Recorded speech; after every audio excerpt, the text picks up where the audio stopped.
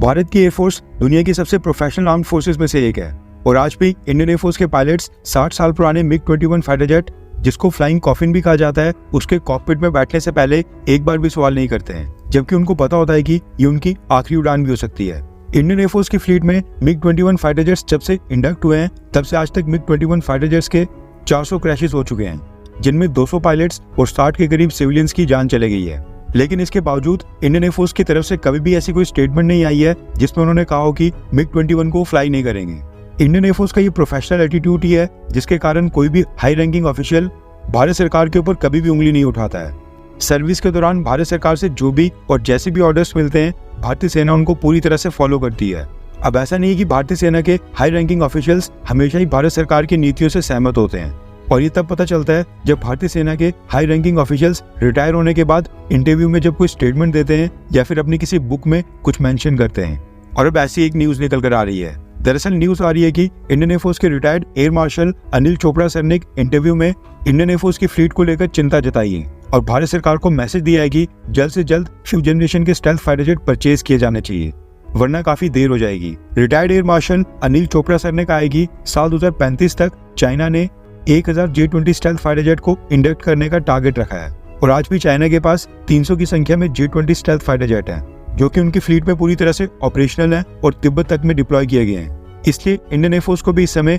Urgent basis के ऊपर एक 5th जनरेशन का स्टेल्थ फाइटर जेट की सख्त जरूरत है। Retired air marshal Anil Chopra sir ने कहा कि भारत को अमेरिका से कॉन्टैक्ट करके F-35 stealth fighter jet purchase करने चाहिए और अमेरिका भी भारत को F-35 स्टेल्थ फाइटर जेट दे ही देगा, क्योंकि पिछले साल एरो इंडिया 2023 शो में अमेरिका ने अपना F-35 stealth fighter jet Bharat भेजा था। इसके साथ ही retired air marshal Anil Chopra sir ने यह भी कहा कि भारत को इसके साथ साथ में अपना एमका प्रोजेक्ट के ऊपर भी काम करना चाहिए और प्राइम मिनिस्टर ऑफिस यानी कि पीएमओ को एमका प्रोजेक्ट का कंट्रोल डायरेक्ट अपने अंडर ले लेना चाहिए, ताकि एमका प्रोजेक्ट समय के ऊपर डेवलपमेंट पूरी कर पाए और इस पर डिले ना हो। लेकिन तब तक के लिए F-35 stealth fighter jet Bharat के लिए एक बेहतरीन स्टेल्थ फाइटर जेट है। उन्होंने कहा कि अगर भारत अमेरिका से F-35 stealth fighter jet purchase करता है तो इससे भारत की स्ट्राइकिंग कैपेबिलिटीज तो बढ़ेंगी, लेकिन इसके साथ में अमेरिका और भारत के स्ट्रेटेजिक रिलेशंस और भी मजबूत होंगे। इसके आगे अनिल चोपड़ा सर ने कहा कि 2 फ्रंट वॉर को अगर हम साइड के ऊपर भी रखते हुए अकेले फ्रंट के ऊपर चाइना का मुकाबला हमें करना होगा तो उसके लिए हमको फाइटर जेट्स की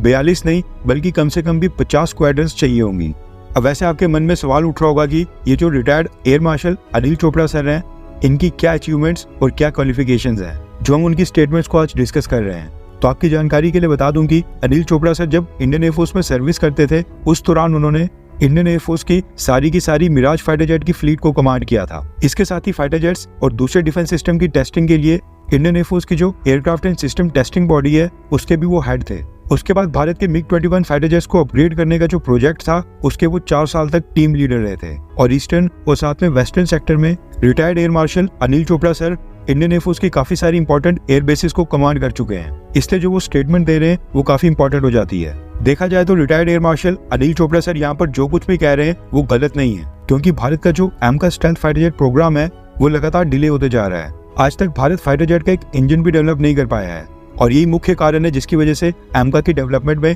लगातार डिले आ रहा है। अब रिसेंटली डीआरडीओ ने कहा था कि एमका की प्रोडक्शन साल 2033 से 34 में स्टार्ट हो पाएगी, यानी कि 9 साल और भी लग जाएंगे। इससे पहले भी एमका को लेकर जो भी डेडलाइंस थी वो कभी भी मीट नहीं हो पाई हैं, जबकि भारत के सबसे बड़े एनिमी चाइना ने साल 2017 में ही अपना खुद का Chengdu J-20 stealth fighter jet अपनी एयरफोर्स में कमीशन भी कर लिया था और उसके बाद अब न्यूज निकल कर आ रही है कि चाइना ने अपना एक और स्टेल्थ फाइटर जेट डेवलप कर लिया है, जिसको J-31B कहा जा रहा है। और अगर हम बाकी देशों के साथ कंपेयर करें तो इस समय दुनिया के 16 देशों की एयरफोर्स में 5th generation stealth fighter jet already commissioned है और 2-3 देशों ने तो ऑर्डर भी प्लेस किए हैं और 2-3 सालों के बाद उनके पास भी आ जाएंगे, यानी कि 2-3 साल बाद दुनिया के 19 देशों के पास 5th जनरेशन का स्टेल्थ फाइटर जेट उनकी फ्लीट में शामिल होगा। वैसे आपकी इसके ऊपर क्या राय है? क्या भारत को अमेरिका से F-35 stealth fighter jet purchase करना चाहिए, हाँ या फिर ना? और साल 2035 तक एमका प्रोजेक्ट कंप्लीट होने का वेट करना चाहिए? नीचे कमेंट करके अपनी राय जरूर बताएं।